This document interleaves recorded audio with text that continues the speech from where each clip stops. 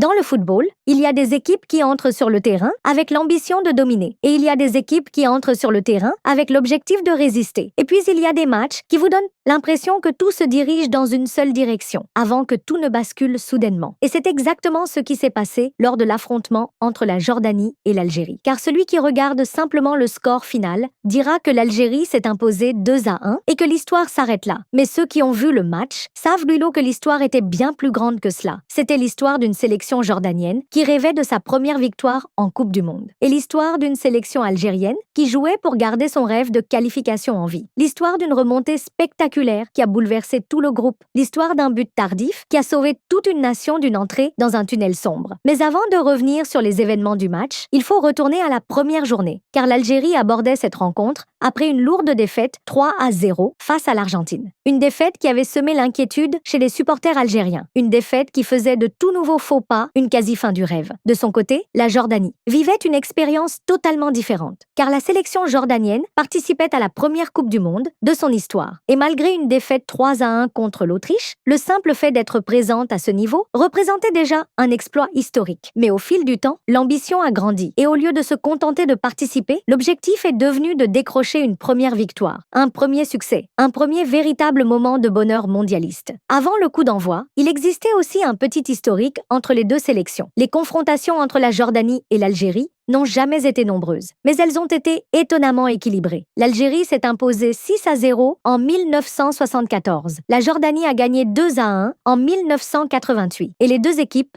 ont fait match nul 1-1 en 2004. Ainsi, avant cette rencontre de Coupe du Monde, aucune des deux nations ne pouvait prétendre à une domination historique totale. Et cette affiche mondiale offrait l'occasion parfaite d'écrire un nouveau chapitre. Dès le début du match, tout le monde s'attendait à une pression algérienne. Et c'est exactement ce qui s'est produit. L'Algérie a monopolisé le ballon, a exercé un pressing intense et a contrôlé le jeu. Mais la surprise, c'est la Jordanie qui a frappé la première. Un but jordanien, le silence dans les tribunes algériennes, une joie immense du côté jordanien. Et soudain, le rêve est devenu réalité. Car la Jordanie n'était pas à égalité. La Jordanie menait au score. Et pour la première fois de son histoire, elle était en tête d'un match de Coupe du Monde. Imaginez l'importance de cet instant. Ni au calcul. Ils pensaient à une seule chose. Nous pouvons vraiment gagner ce match. Et c'est là que le véritable drame a commencé. Car l'Algérie se retrouvait menée. Menée dans un match qu'elle ne pouvait absolument pas perdre. Les minutes défilaient. La Jordanie défendait, se battait sur chaque ballon, fermait les espaces, pendant que l'Algérie attaquait de toutes parts. Et à chaque minute qui passait, la pression devenait de plus en plus forte. Dans le même temps, les supporters algériens repensaient au match contre l'Argentine. Ils se souvenaient de cette lourde défaite. Et imaginez, Riyad Mahrez avait retrouvé sa place dans le 11 de départ. Avant le tournoi, beaucoup affirmaient que la génération de Mahrez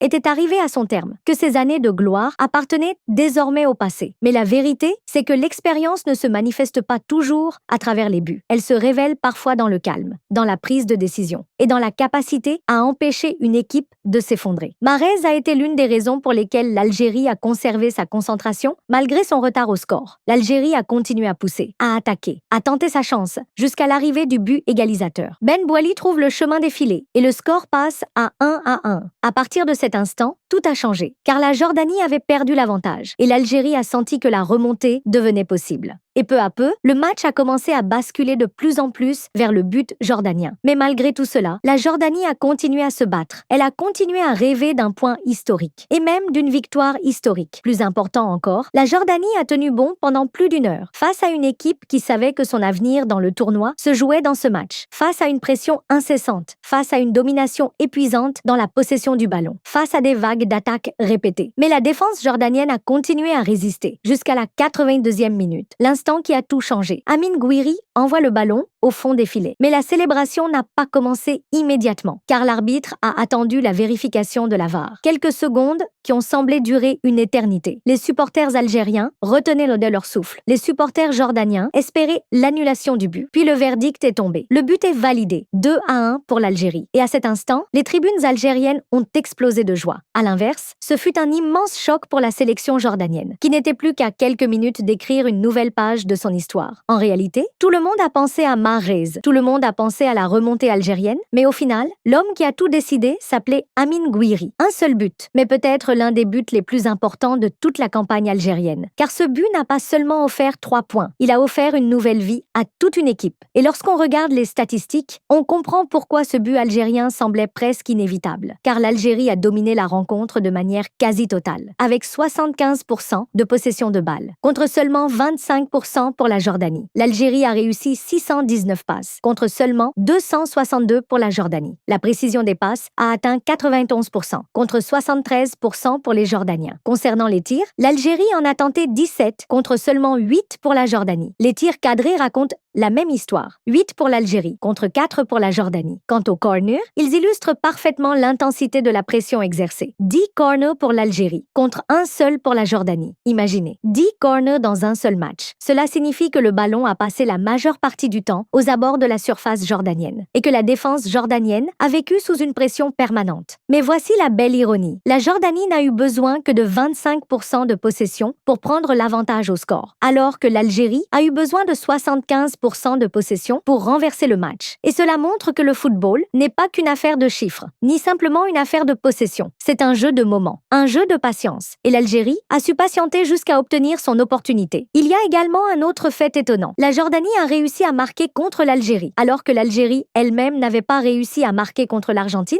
quelques jours plus tôt. C'est l'une des nombreuses preuves que le football ne suit pas toujours une logique parfaite. Et il y a une chose très importante qu'il faut souligner. Malgré la défaite, la Jordanie a livré l'une de ses meilleures performances du tournoi, car la sélection jordanienne a obligé l'Algérie à courir après le score pendant plus d'une heure. Elle a contraint l'une des équipes les plus fortes d'Afrique à lutter jusqu'aux dernières minutes. Et cela, à lui seul, est déjà un mérite pour cette génération de joueurs. Quant à l'Algérie, cette victoire représentait bien plus que 3 simples points, parce qu'elle a redonné vie à sa campagne, elle a ravivé son rêve de qualification, et elle a prouvé que la défaite contre l'Argentine n'était pas la fin de l'histoire, mais simplement le début d'un nouveau chapitre. Pendant ce temps, de l'autre côté du groupe, l'Argentine observait. L'Autriche observait également, car le résultat de cette rencontre a complètement bouleversé les calculs. L'Argentine était restée en tête avec 6 points, tandis que l'Algérie est montée à 3 points et s'est pleinement relancée dans la course à la qualification. La Jordanie, en revanche, est restée bloquée à 0 points et ses chances sont devenues beaucoup plus compliquées. Au final, ce match a d'abord été l'histoire d'une équipe menée, puis l'histoire d'une équipe qui poussait sans relâche, puis l'histoire d'une équipe qui cherchait à survivre, puis l'histoire d'une défense jordanienne qui résistait à des vagues successives d'attaques. Et finalement, c'est devenu l'histoire d'un seul but, qui est passé tout près de sa première victoire en Coupe du Monde, et celle d'une sélection algérienne qui a refusé d'abandonner après sa défaite contre l'Argentine. Un match qui a démontré qu'avoir la maîtrise du jeu ne suffit pas. Encore faut-il transformer cette domination en but. C'était aussi le match où Amine Gouiri a inscrit son nom dans l'un des moments les plus importants de la compétition, et celui où Riyad Mahrez est revenu guider son pays au moment où tout le monde avait besoin d'un leader. Au final,